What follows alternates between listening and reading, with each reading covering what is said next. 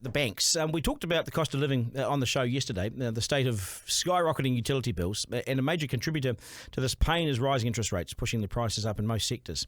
So are banks laughing at us? Their profits steadily rise and change is so slow to come. The Commerce Commission investigated and found that the top tier of New Zealand's banking problem is ANZ, ASB, BNZ and Westpac. They're all making more money of us than their global peers, you see.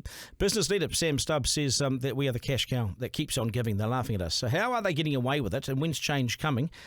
Sam joins us now. G'day, Sam. Nice to see you. G'day. We constantly talk about this, don't we? But we can't stop talking about it because they've done nothing about it. No, it keeps on going. Like you mentioned $7 billion worth of profit. Remember, that's after tax too, mate. It was about $10 billion before tax. That's about $2,000 per New Zealander on average. Per year? Yeah, per year. It's a massive amount. So it's more than some people paying their rates.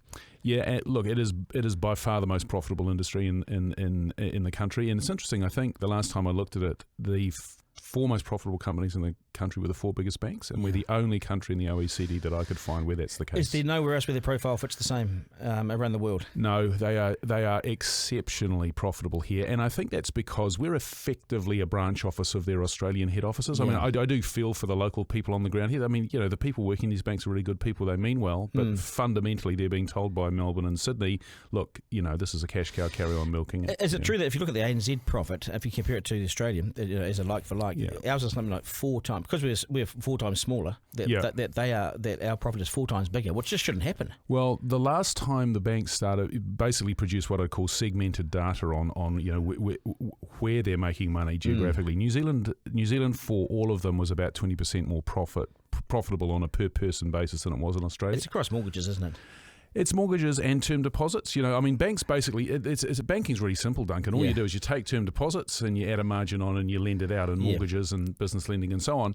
And that's called the net interest margin. Right. Now, the net interest margin in New Zealand is higher than it is in Australia, and actually the net interest margins in New Zealand are like they're world class in a really bad way, right? Really bad way. It's what you don't want. Yeah, they're extremely high, and the reason is, and the Commerce Commission finally used the word oligopoly when they did this, right? No one's been able to say that for fear of what the banks would come with yet. Yes. But basically they've said it now. They are running an oligopoly, or you'd call it cartel pricing. It's cartel. It's like oil companies, isn't it, in many ways? Yeah. And so the only real way look, turkeys don't vote for Christmas, mate. You're never going to get them to lower their margins,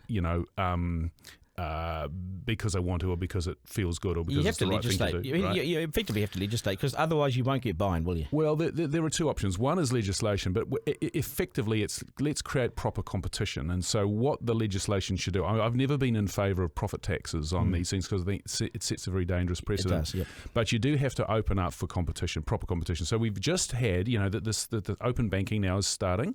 Effectively what we've done is we've kind of built the foundations for the house. You're not going to notice things happening dramatically and quickly, but now we've started on this journey whereby, and look, here's the big prize. The big prize is when Kiwibank can get really big and hairy and can start beating them up. But the real prize is when, it's interesting in New Zealand, like we have Nike, New Balance, we have Japanese cars. We don't have a Japanese bank. We don't have an American bank. We don't actually have any big gorillas coming in here and beating up the Aussies. There are some Indian banks, but that's more development stuff, isn't it? They're really small, small change, right? So when we're able to do number portability, when we can move our bank account the same way we can move our power, account right now, when we have that, and when you can move it to a really big gorilla, like, Bank of America, Tokyo Mitsubishi Bank, one of the really big ones, who've decided that because there's open banking, because you can now go and get market share, because you don't have to open branches in every town, right? Then you'll get competition. No wonder the banks have all the lobbyists in Wellington still. I mean, the lobbyists are there, they're doing the business, and they are close to the politicians because it's in their interest to be, right? Absolutely. And what they've done, and this is my personal opinion, but for the longest time there, as soon as the government started to, say, listen, we want to open this up, they said, we might pull out of New Zealand. Like, come Rio on. Tinto. It's absolute rubbish. I mean, this is, and it hasn't happened. I've seen, one bank do it in my career 2 or 3 times now. So no, that won't happen. So once we have a level playing field and we get more competition in, that means that we'll get more choice. Now, what you're going to see in the interim is you're going to see a couple of small companies start up now, and they're going to start offering you debit cards. We've seen a bit of that, haven't we? Yeah. Companies like, Dosh, Emerge, Debut, they're all coming through now. They're awesome. They will go out and start offering actual transaction services. It'll be really hard for them to offer you a mortgage and to take term deposits because they need need to be a bank and they need to be big and hairy in that regard, but they will start to show that there is actually some choice. See, one of the answers is also Kiwibank getting some capital. Kiwibank getting some power and some grunt because they haven't got anything. That's absolutely what they should do. So Kiwibank is a one-arm boxer with 4 heavyweights in the ring, right? Isn't it? And one of them is Tyson. Exactly. And so once they get serious money and that they can get seriously beefy, that's more competition as well. Yeah, but when? See, if I tried to move banks today, how hard will it be? It's going to take time, mate. Look, I think it will take 3, 4, 5 years before we start to see serious competition. We need several pieces of the law to change in terms of doing this. But listen, we're on the track now. I think, look, it's taken so long, Duncan, for the politicians to wake up to the fact that we're actually being gouged here. Like the biggest milking operation in New Zealand is the banks. It's not Fonterra. No, that's right. And so that you did right about that. But I wonder, in the interest, there's no interest for the banks to actually push for change here. So how does the next step come?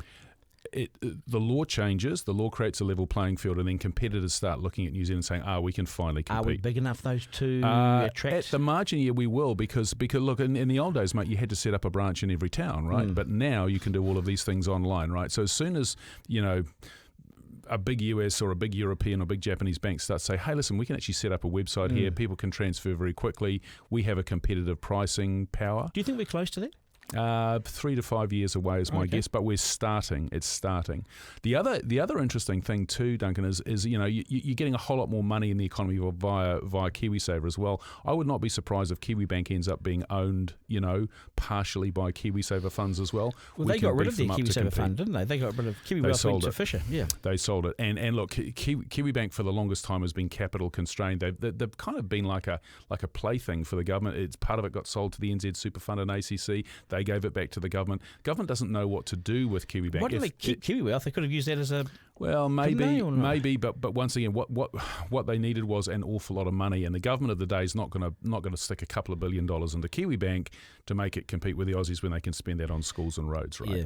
So we Kiwi saver schemes, we need to be the suppliers of capital to KiwiBank in the interim. Then ultimately you can list the company, and once you list it, you can just raise money from all over the world. I know, but that's the perfect scenario. It is, yeah. But again, that's years away, isn't it? It takes time, but Duncan, like the best time to do this was 30 years ago. Yeah, I know. Yeah. Second best time is now, mate. Let's just get going, eh? Let's get going. Sam Stubbs, always appreciate your time on the program, mate. Cheers, mate. Thank you so much.